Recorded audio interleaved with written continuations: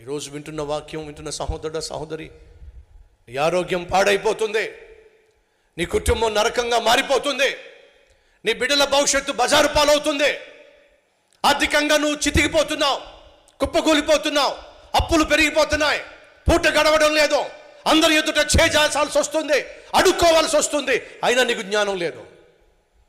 నీ బ్రతుకు మార్చుకోవు, నీ జీవితాన్ని బాగు చేయగలిగిన దేవుని దగ్గరికి రావు, నిన్ను పరిశుద్ధపరిచి 10 మందికి మేలుకరంగా ఆశీర్వాదకరంగా ఆదర్శంగా మార్చగలిగిన దేవునికి ఒక అవకాశం నువ్వు ఇవ్వవు. జ్ఞానం ఉందా నీకు? ఫరో సేవకులు వచ్చి ఫరోతో అంటున్నారు, నీకు జ్ఞానం ఉందా? దేశం నాశనం అయిపోతున్న బుద్ధి తెచ్చుకోవేంటి నువ్వు? ఏమిటా నీ మూర్ఖత్వం? ఏమిటా నీ గర్వం? ఉంచు, నీ మెడ కొంచెం ఉంచు.